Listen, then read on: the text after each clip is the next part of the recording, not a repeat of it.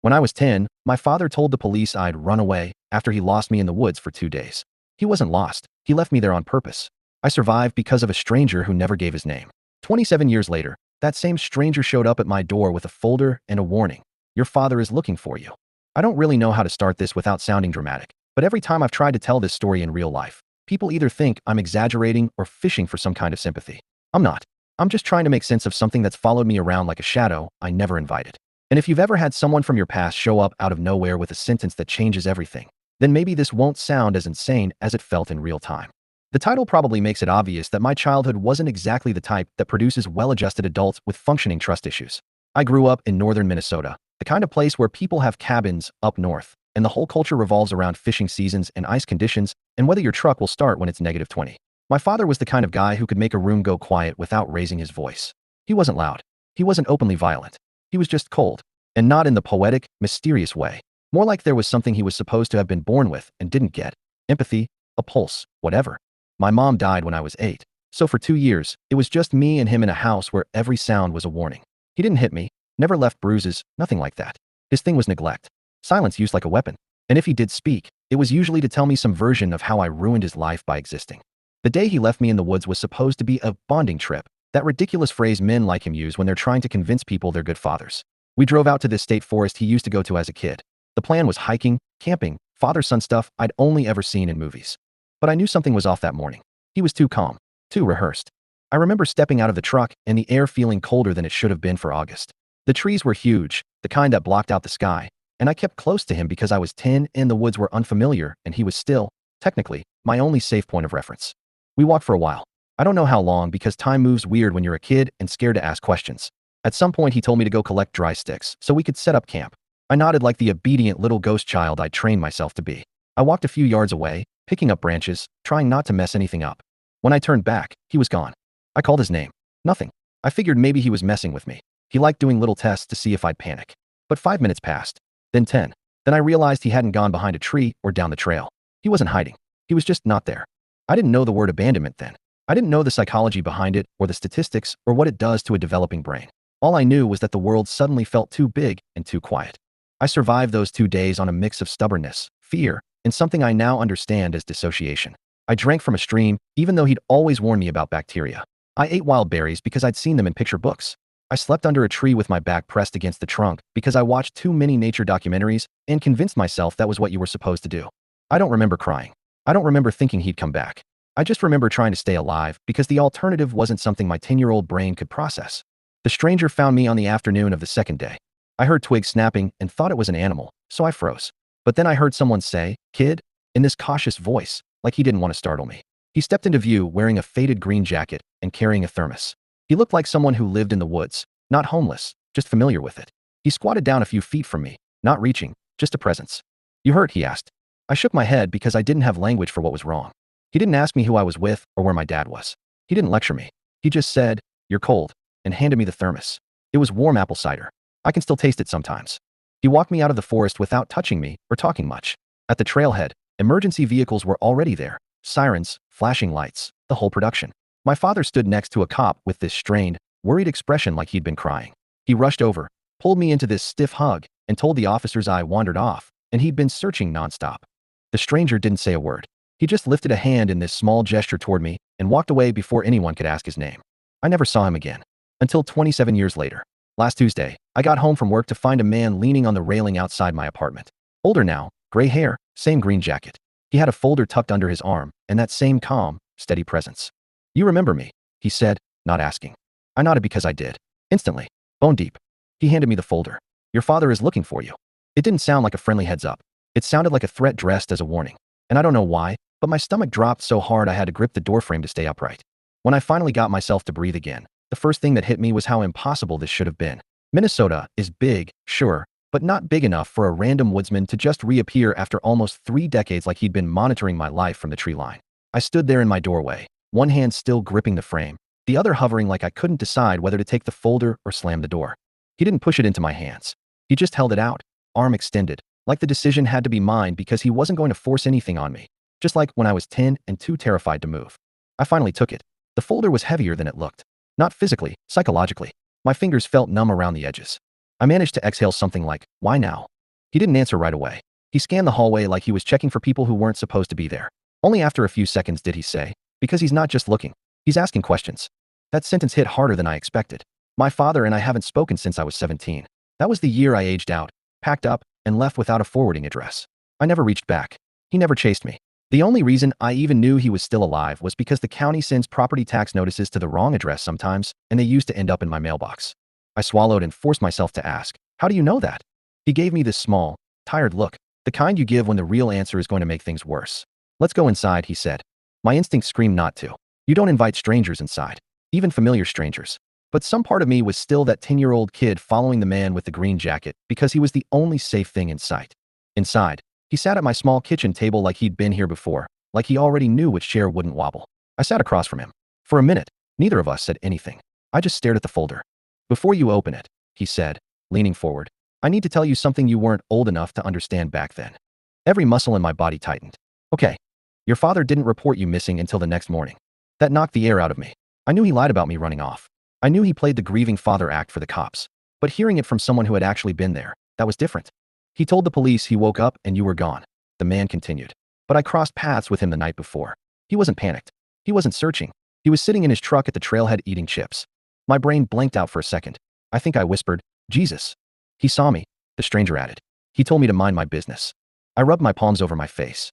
Something hot and electric was buzzing inside my chest. Something like rage mixed with the kind of grief that shows up decades late and uninvited. The man watched me carefully. "You got found because of luck, not because he wanted you back." I wanted to ask him why he never went to the police with this. Why he didn't tell someone, anyone, that he'd seen my father eating chips while his 10-year-old son was wandering the woods half-starving. But I didn't have the strength to pick at every wound at once. So instead, I pointed at the folder. "What's in there?" He nodded toward it. "Things you'll need if you want to stay ahead of him." I opened it slowly, almost afraid something alive would jump out.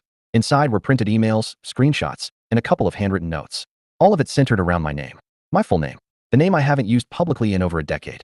My father had been calling county offices, old neighbors, even the high school I dropped out of during sophomore year. He told them he was trying to reconnect with his boy before it's too late. That phrase repeated in multiple notes, like he'd practiced it, like he thought it made him sound sympathetic.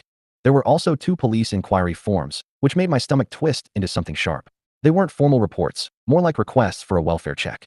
He claimed he was afraid I was in trouble. But the last page was the one that made my hands shake. It was a screenshot of a posting on an online forum, one of those local community boards. A new account with no history. The post read, "Anyone know the whereabouts of my name? Last seen in Duluth before hitchhiking west. He might be using an alias. Need to find him. Family emergency." The timestamp was from 3 days ago. 3 days. "He's escalating," the stranger said quietly. "People don't wake up after 27 years and start searching this hard unless they want something." "What does he want?" I asked. My voice cracked halfway through. He hesitated. "I don't know for sure, but I know he's not doing this out of love." I leaned back, the chair creaking under me. My heart was pounding too fast, like my body was trying to sprint while sitting still. "Why are you helping me?" I finally asked. "You didn't know me. You found me once. You could have just left it at that." The man stared at his hands for a long moment before answering. "Because I wasn't looking for you that day," he said. "I was looking for someone else." "What does that mean?" "I'll tell you," he said, standing up slowly, "but not tonight. You need time to process this first." He walked to the door, paused with his hand on the knob, and looked back at me. His eyes weren't unkind, but they were heavy with something I couldn't read. "Your father isn't the only one who remembers that weekend," he said. "And he isn't the only one who's been looking." Then he left, and I sat there alone in my kitchen with that folder and a pit in my stomach, so deep it felt bottomless. Whatever this man hadn't told me yet, whatever he was saving for later, was going to be worse than anything I'd imagined. I didn't sleep that night. I don't mean I tossed and turned or got a few hours here and there. I mean I sat on my couch until the sky outside shifted from black to that washed-out morning gray, staring at the folder on my coffee table like it was a live grenade. Every time I tried to close my eyes, I'd see the woods. Not the memory of them, just the darkness, the feeling of being 10 years old and too small, too quiet, too unwanted. By morning, the exhaustion had begun to feel like gravity. Heavy, slow. I made coffee just to have something warm in my hands, but it tasted like metal. Around 8, my phone buzzed. Unknown number. I froze. I didn't answer. The voicemail icon popped up a minute later, but I couldn't bring myself to listen. I set the phone face down. I called out of work. Told them I had food poisoning. I normally don't use excuses, but the idea of going into the office and pretending to be a functioning adult felt like trying to pilot a plane with both wings missing. Around noon, I opened the folder again. The last page, the forum post, felt like it was staring back. My father pretending I was some missing drifter, some lost soul who'd wandered off like I belonged to him. I kept wondering what story he was building and why he needed me in it after 27 years. I was still staring at it when there was a knock on my door. Not loud, not urgent, just 3 measured taps. My chest locked up. I waited, not breathing. Then I forced myself to look through the peephole. It wasn't my father. It was our building's maintenance guy, an older dude named Grant. He had a clipboard and a slightly annoyed expression. "Quarterly smoke detector test," he called out. I cracked the door open, and he lifted the clipboard like proof. He came in, did the quick check, made a note on his paper, then paused on his way out. "You good, man?" he asked. I guess I looked bad enough that he felt the need to ask. Yeah, I lied. Just tired. He accepted it and left, but the second the door shut, I sank onto the floor, letting the quiet swallow me whole. By evening, I still hadn't eaten. I made the mistake of looking up news from my hometown. Nothing about my father, of course. Nothing about any missing person. Nothing that explained why he suddenly cared. But then I remembered the stranger's words. "I wasn't looking for you that day. I was looking for someone else." That sentence lodged itself behind everything else. It buzzed through my thoughts like a mosquito trapped against glass. Who had he been looking for? Why had he never told the police? Why did he know my father's movements down to him sitting in his truck eating chips? I told myself I'd wait for him to contact me again. He said he wasn't going to dump everything on me at once. Fine. Let him come back when he thought I could handle it. But when night came again, a restless impulse shoved me toward the folder. I started flipping through the printed emails slowly, looking for patterns I'd missed. Some were dated months ago, some from last week. He'd been searching for me for longer than 3 days. He'd just gotten bolder this week. There was one email I hadn't noticed before. A handwritten note taped to the printout said, "He called this number twice." The email was a summary transcript from a county clerk. My father had asked for contact information regarding the son he'd lost years ago. The clerk had replied they couldn't give personal details, but they could pass a message along if I reached out. Then there was a scribbled note at the bottom. He sounded desperate. My father didn't do desperate. He did cold, calculated, detached. So whatever he wanted, it wasn't an apology. Around 11 p.m., I heard another knock. I swear my soul tried to climb out of my body. I checked the peephole again. This time it was him. The stranger. Same jacket, same steady expression, like he'd been waiting for a safe hour to show up. I opened the door without thinking. "You can't keep dropping these bombs on me and then disappearing," I blurted out. "I know," he said. "May I come in?" I stepped aside. He walked in and stood just inside the living room, not sitting, not assuming anything. "I need to tell you something," he said, "and you're not going to like it." My throat was dry. "Then say it." He watched me for a moment, maybe measuring how much I could take. Then he said, "Your father didn't leave you in those woods because he was angry. He did it because he thought someone else would find you first." "What does that mean?" "He wasn't planning to come back," he said. "But he wasn't planning for you to die, either." Cold ran through my limbs. Then who was supposed to find me? He exhaled a long, tired breath. "Me." I stared at him. The words didn't make sense. "Why? Why would he want you to find me? He didn't even know you." "Yes," he said softly. "He did." The floor felt like it tilted. The room shrank. "What are you talking about?" I whispered. He finally sat down, like the next part required it. "Your father and I knew each other when we were young. Before he met your mother. Before you were born. He and I worked together. Or, we were supposed to." My skin went cold. "Supposed to?" "Your father owed someone a debt," he said. "A serious one. And when he found out he was going to be a father, he panicked. He didn't want a kid. He didn't want the responsibility. But more than that, he didn't want the debt to follow him into his new life." I shook my head slowly, refusing the meaning behind his words. "So he left me there hoping you'd what? Take me? Help him disappear?" "Something like that," the man said. His voice was low, steady. "He thought I would come for you. He thought I'd take you off his hands." My stomach twisted. Why would he think that? Why would I matter to you? The man hesitated. And then he said the words that cracked something open inside me. "Because the debt was mine." I didn't understand the sentence at first. My brain heard the words but refused to assemble them into anything real. I just stared at him, waiting for more, waiting for a punchline, waiting for something that made it make sense. "The debt was yours," I finally said, my voice coming out thin. "What does that even mean?" He rubbed a hand over his face like he was trying to wipe away the years between then and now. "Not the way you think. Not money. Not anything like that. It's complicated." I let out an ugly, humorless sound. "Yeah, no kidding." He didn't flinch. He just kept looking at me like he'd been preparing himself for this conversation for a long time. "When your father and I were young, late teens, early 20s, we were involved with the same group of people," he said. "People who made their living in unregulated ways. Jobs that required silence and loyalty." I felt my stomach drop. "Criminal." He didn't deny it. "Call it whatever fits. Your father was getting in deep. Too deep. And he made promises he couldn't keep." "What kind of promises?" "That's not the part that matters now," he said. "What matters is that he was desperate to get out. And the only leverage he had was something he thought he could offer up in exchange." He paused long enough that my heart started hammering. "Me," I said quietly. "He tried to give me to someone." The man nodded once, slow, full of regret. "He believed I would take you out of obligation. Because I owed him." My whole body felt tense, like every muscle was pulling inward. "Obligation for what?" He took a deep breath. "Because when we were kids, I saved his life once. A long time ago. And he never let me forget it. He held it over my head, twisted it into something it wasn't.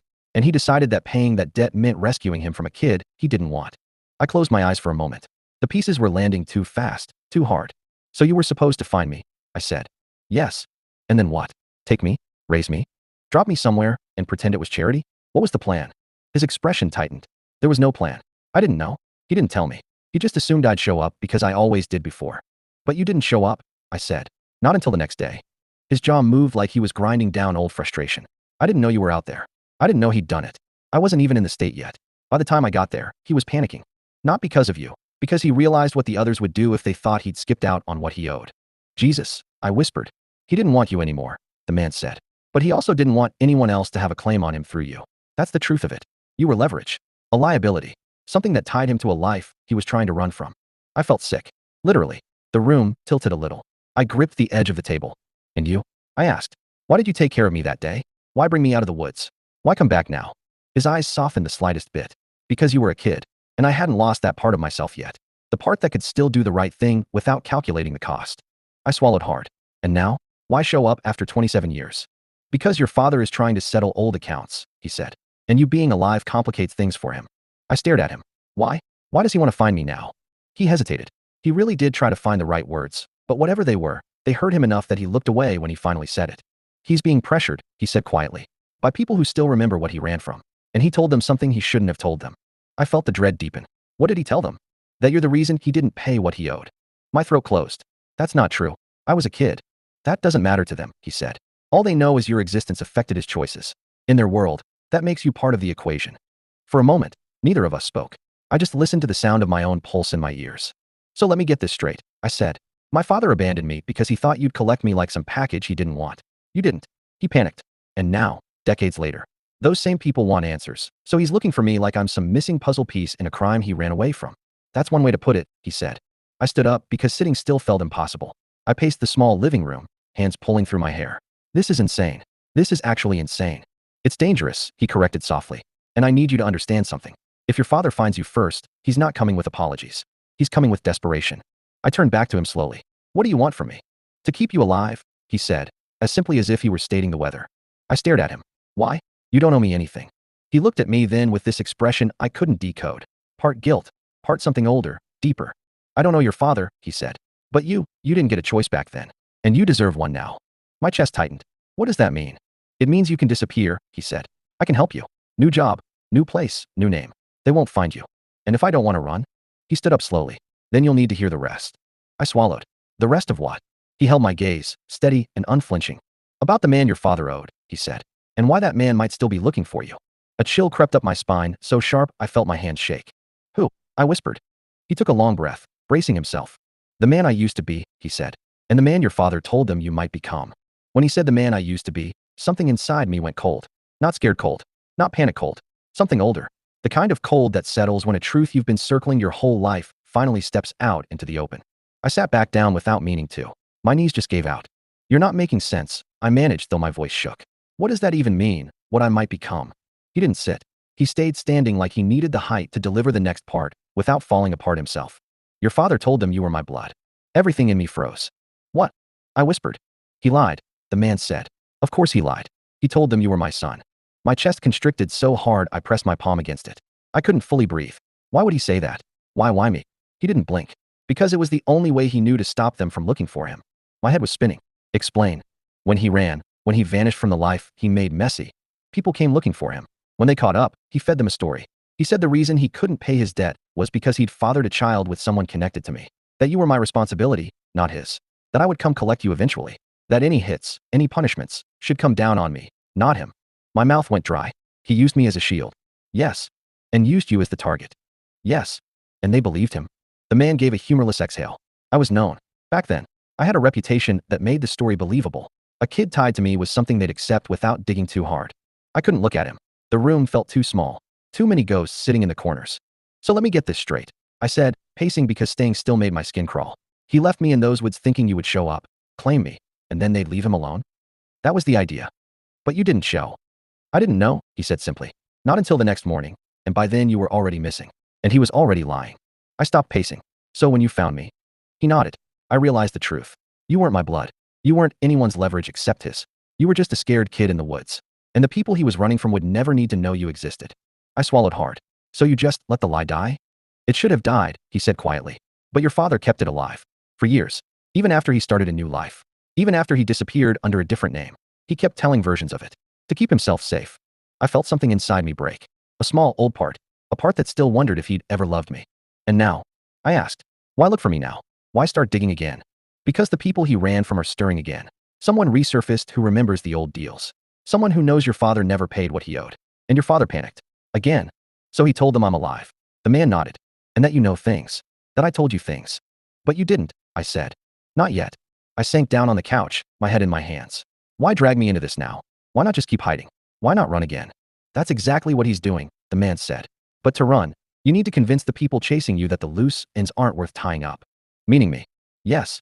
A long, terrible silence settled between us. I finally looked up at him. So what happens to me now? He sat, slow and deliberate, like he was stepping into something he'd avoided for years. You have two choices, he said. Neither are easy. Tell me. Option 1. You disappear. I can help you. I know people who owe me favors. You start over. New name. New state. Nobody finds you. I swallowed. And the second option? He hesitated long enough that I felt dread creep back under my skin. Option 2. He said. You stop running. I stared. I don't even know what that means. It means you stop being a shadow and you face what your father ran from. You confront the people who want answers. Not alone. I'd be with you. I know how they think. I know what they want. And I know how to negotiate with them. My pulse climbed. Negotiate?